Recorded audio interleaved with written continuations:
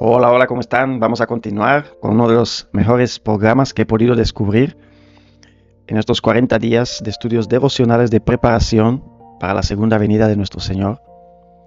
Vamos a hablar sobre hoy, el día número 5. Y para los que acaban de llegar a este vídeo, estamos estudiando estos 40 días de preparación. Es un libro escrito por el señor Dennis Smith. Y la verdad es que las meditaciones son muy interesantes, son muy pertinentes para nuestros días. Y las he escogido para comenzar bien este año. Así que en este día 5 vamos a hablar sobre el espíritu y la obediencia. Es muy importante que nosotros entendamos que el Espíritu Santo tiene varias obras que hacer en este mundo. En el primer día aprendimos las dos obras principales del Espíritu Santo. Una de ellas es conducirnos a Cristo, es decir, reflejar a Jesús plenamente en nuestra vida. Y la otra es la que nos va a dar el poder que necesitamos para poder testificar a Cristo, para hacer las mismas obras que hacía Jesús o realizar obras aún mayores. Esa es la segunda obra principal. Y en este día de hoy vamos a hablar sobre el punto de la primera obra, es decir, reflejar a Jesús. Y específicamente, como dice el título del día de hoy, que es la obediencia, vamos a comentar sobre los dos tipos de obediencia que puede tener el cristiano. El cristiano puede participar en dos tipos de obediencia.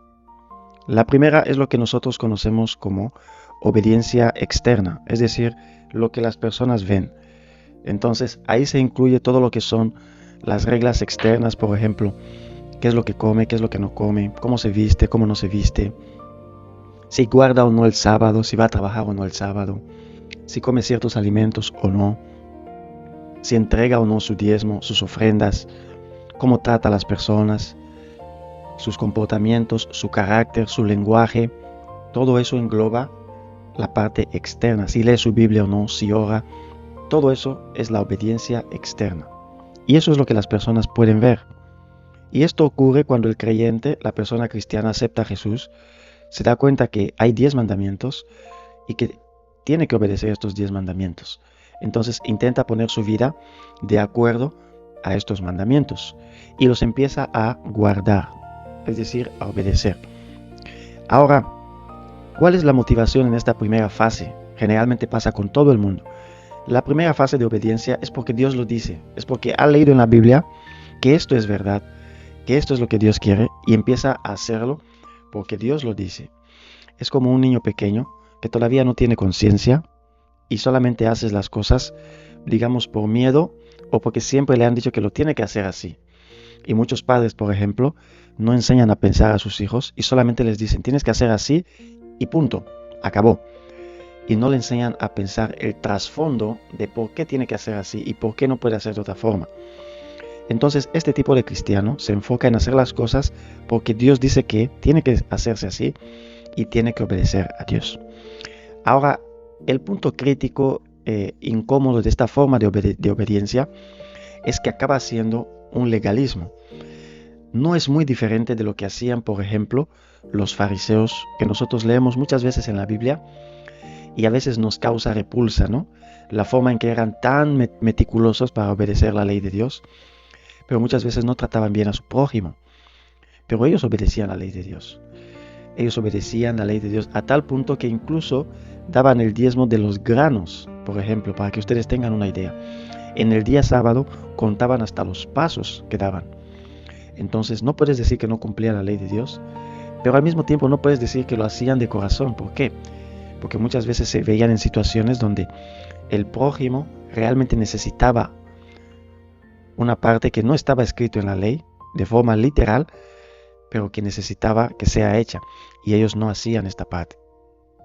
Entonces entramos en un legalismo cuando nos enfocamos solamente en la obediencia externa y en el qué dirán las personas. Ahora, es importante que sepamos que también hay otra forma de obediencia. Hemos hablado de la obediencia externa y ahora tenemos también la obediencia interna, que es aquella obediencia que no nace de la ley, del legalismo, de porque Dios ha dicho así vamos a hacerlo y ya está, sino que nace de dentro, nace del corazón. Entonces, esta segunda forma de obediencia interna ocurre en realidad por un deseo de la propia persona, un deseo profundo e interno de la persona, del creyente, de obedecer a Dios. Es decir, él realmente ha encontrado el punto en el que ama a Jesús y dice: yo quiero obedecer a Jesús porque quiero hacerlo, no porque Él me manda, no porque es bueno para mí, que todo eso es bueno, pero porque yo mismo quiero y sé que es algo que me hace bien. Entonces, esta obediencia que nace del corazón siempre va a superar y va a ser sostenida por más tiempo que la obediencia externa. Y hay otro punto muy importante. Esta obediencia que nace del corazón es la única obediencia aceptable a Dios, a Jesús. Entonces, tú que me estás escuchando, si hasta hoy estabas haciendo todo por lo que la gente está diciendo, porque las personas te están viendo, porque tu esposo, tu esposa, tu padre, tu madre, tus amigos, tus primos, tus sobrinos, tus vecinos, tus compañeros de trabajo, tus compañeros de clase, si hasta ahora has estado haciendo todo eso porque las personas te están viendo y quieres dar un buen ejemplo, pero no lo hacías de corazón, déjame decirte que estás en peligro de entrar en un legalismo que, aparte de ser vacío, no te llena por dentro. Tarde o temprano va a llegar a ser una carga muy pesada. Sin embargo, si lo haces de corazón, nace de ti hacerlo por amor al Padre, no tienes nada que temer. ¿Por qué? Porque cada vez va a ser más fácil, porque el Espíritu Santo cada vez te va a capacitar y transformar para que sea algo natural en ti obedecer estas cosas, y nunca será una carga. ¿Por qué? Porque lo haces desde el amor. Y vamos a ver uno de los pasajes que es el principal de hoy, que es el libro de Mateos capítulo 15, versículo 8, que explica muy bien este punto, y dice lo siguiente: este pueblo de labios me honra, mas su corazón está lejos de mí. Observa que Dios, Jesús, aquí no está diciendo que no hay honra, que no le están honrando como Él debe. Están honrando, pero lo están haciendo solamente de labios para afuera. Pero el corazón de este pueblo no está con Él. Por lo tanto, no es aceptable. Hay otro pasaje en el Antiguo Testamento, en el libro de Salmos capítulo 51, versículos 16 al 17, donde David escribiendo dice: porque tú no quieres sacrificios, que yo lo daría. Tú no quieres holocausto. Los sacrificios de Dios son el espíritu quebrantado, al corazón contrito y humillado, no despreciarás tú, oh Dios. Entonces, nosotros a lo largo de la Biblia vemos que Jesús, nuestro Señor Dios, siempre ha estado más inclinado a que nosotros le adoremos en espíritu y en verdad, pero desde el corazón. Esto es lo que es agradable, esto es lo que es un aroma, perfume de olor agradable para el Señor. ¿Por qué? Porque nace de nosotros. No es forzado, no es por apariencia, es algo que queremos hacer, estamos felices de hacerlo. Y si llega a requerir algún tipo de sacrificio, lo hacemos, pero no lo hacemos con una cara pesada.